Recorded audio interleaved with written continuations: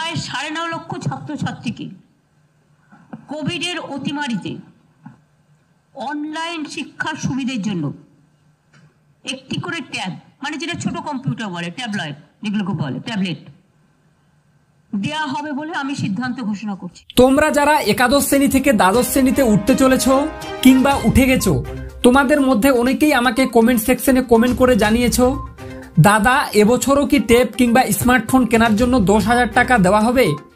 আর যদি দেওয়া হয়ে থাকে সেটি কবে পাবো? তোমাদের সকল প্রশ্নের উত্তর আজকের এই ভিডিওটিতে পরপরভাবে আলোচনা করব।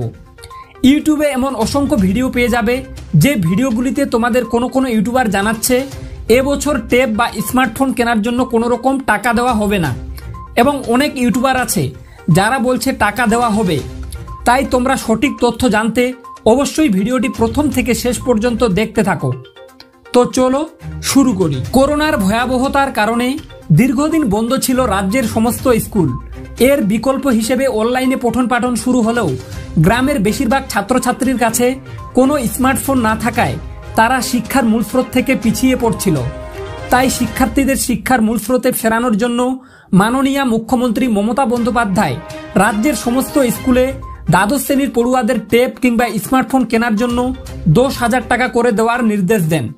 এই মুহূর্তে তোমাদের সকলের প্রশ্ন একটাই, এখন তো সেভাবে করোনা নেই, এখন সমস্ত স্কুল খুলে গিয়েছে এবং মাধ্যমিক ও উচ্চ মাধ্যমিক পরীক্ষাও স্কুলে গিয়ে হচ্ছে।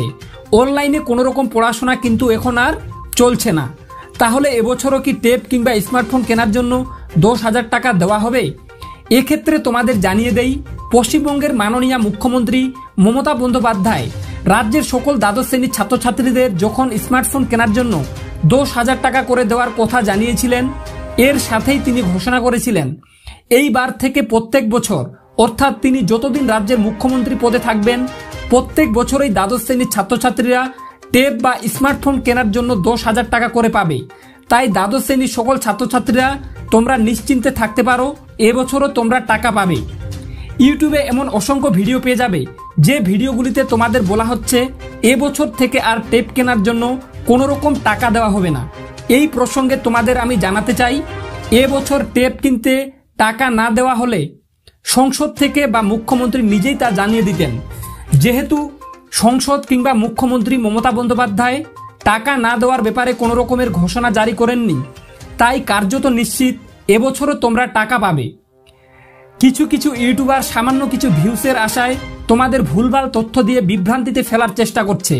তোমরা সেই সকল চ্যানেলের কবলে না পড়ে সবসময় সঠিক তথ্য পেতে অবশ্যই চ্যানেলটি সাবস্ক্রাইব করে রাখো, যাতে আমার অন্যান্য গুরুত্বপূর্ণ ভিডিওগুলি সবার আগে তোমার কাছে পৌঁছে যায়। তোমাদের মধ্যে অনেকেরই প্রশ্ন, সত্যিই যদি ট্যাব বা স্মার্টফোন কিনতে টাকা দেওয়া হয় তবে সেটি কবে দেওয়া হবে? দ্বাদশ শ্রেণীর ভর্তির কয়েক সপ্তাহের মধ্যেই স্কুল থেকে তোমাদের একটা ফর্ম ফিল আপ করতে হবে।